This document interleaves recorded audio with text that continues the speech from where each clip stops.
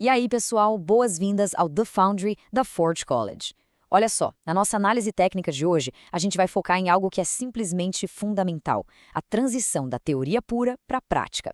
Na etapa anterior desse nosso capstone, a gente estabeleceu vários objetivos e métricas teóricas para avaliar o Gulfstream, certo? Pois bem, agora é a hora de botar a mão na massa e desenhar o projeto de engenharia de fato, criar aquela fundação concreta da nossa coleta de dados. Porque, vamos ser sinceros, sem uma base de dados bem estruturada, não existe análise que pare em pé. Então, a gente vai abrir essa planta baixa hoje e entender exatamente como extrair esses dados da rede Solana para formar um conjunto de informações que seja totalmente verificável e reprodutível. Para hoje, o nosso roteiro técnico é bem direto ao ponto. O desafio da coleta, fontes e amostragem, esquema e campos essenciais, a busca pelos sinais do Gulfstream, validação de dados e, por fim, a preparação para análise. Vamos nessa? Bom, começando pela nossa etapa 1, o desafio da coleta. Acontece que aquelas métricas que a gente definiu na última sessão, como a latência de encaminhamento e os atrasos de inclusão, elas são incríveis na teoria, né? Mas na prática, no mundo real da rede, a história é bem outra. Sem dados concretos, sem algo que a gente consiga verificar e reproduzir depois, essas métricas não servem para muita coisa. Então, para evitar que toda a nossa estrutura desmorone lá na frente, a gente precisa jogar uma âncora pesada aí. E o que isso significa na prática? Significa usar identificadores que sejam super estáveis, tipo as assinaturas únicas de cada transação e os slots de inclusão. Eles formam, literalmente, a espinha dorsal de tudo que a gente vai juntar depois. E, claro, o versionamento do sistema é um ponto inegociável. Ao criar versões claras do formato de saída dos dados, a gente garante que esses registros continuem interpretáveis e perfeitamente organizados, mesmo que a própria Solana passe por atualizações gigantes no futuro. É construir para durar, sabe? Indo agora para a etapa 2, fontes e amostragem. Olha, a qualidade da nossa construção depende muito de onde a gente tira o nosso material, que nesse caso são os endpoints RPC da Solana. Pode ser um nó público, um nó dedicado, enfim. Mas para organizar o volume absurdo de dados que a gente vai puxar dessas fontes, nós vamos utilizar o formato JSON Lines ou simplesmente JSON-L. Pensa no JSON-Line como se fossem tijolos perfeitamente padronizados de uma construção. Em vez de criar aquele arquivo JSON gigantesco que exige que a máquina carregue tudo de uma vez e acabe engasgando a memória, o JSON-Lines coloca um objeto certinho isolado em cada linha de texto. Para a gente que vai processar logs em um lote e de forma sequencial, essa é simplesmente a arquitetura ideal.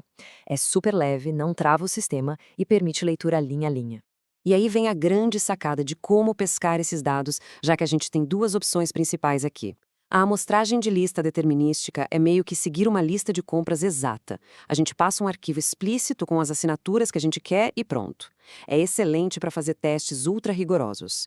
Já a amostragem de janela recente é tipo jogar uma rede no mar durante um intervalo de tempo, usando comandos como get signatures for address para puxar o que está acontecendo agora. O segredo de um bom projeto de engenharia de dados é justamente saber equilibrar essas duas abordagens. A gente precisa de uma amostragem que seja representativa, claro, mas sem derreter a CPU e lotar o HD da nossa máquina no processo. Passando para a nossa fase 3, esquema e campos essenciais. Chegou a hora de desenhar a planta exata do nosso JSON. Essa é a base matemática para a gente calcular aquelas latências depois. Repara nos detalhes da nossa estrutura. A nossa chave primária é a assinatura. O slot e o block time vão funcionar como as nossas coordenadas reais de tempo lá dentro da blockchain. Aí a gente tem o Observed TS, que é o milissegundo cravado em que o nosso sistema detectou o evento. Sem falar no status, para filtrar os erros logo de cara, e os sinais do Gulfstream, que a gente vai detalhar no próximo passo. Aliás, dominar o desenho desses esquemas de dados mais profundos é uma habilidade que a galera da Ford College foca bastante nos programas deles, viu? Porque é exatamente isso que separa uma análise amadora de uma engenharia de dados de altíssimo nível. Com essa planta arquitetônica na mão, colocar o script para rodar envolve 4 passos bem diretos. Primeiro, a gente configura aquele ambiente virtual isolado e seguro. Segundo, monta um script com um loop básico fazendo as chamadas ao RPC. Terceiro, o terceiro onde o filho chora e a mãe não vê, normalizar os campos. É aqui que a gente precisa transformar aqueles carimbos de tempo obscuros em milissegundos Unix universais em OTC. Porque o pavor de tentar juntar dados com fusos horários diferentes é um trauma universal para qualquer pessoa que desenvolve, né? E por fim, o quarto passo é rodar as validações estruturais em tempo real. Beleza? Etapa 4, sinais do Gulfstream. Aqui a coisa fica bem avançada. Fica a grande dúvida. como que a gente captura uma telemetria super profunda dos validadores, sendo que muitas vezes essa informação nem aparece nas chamadas RPC padrão. O RPC normal, ele te conta o final do filme.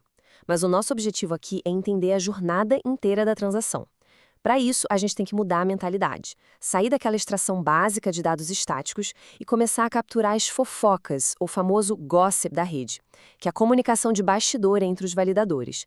E o que a gente está procurando nessa fofoca toda? Basicamente, os sinais mais nobres da rede.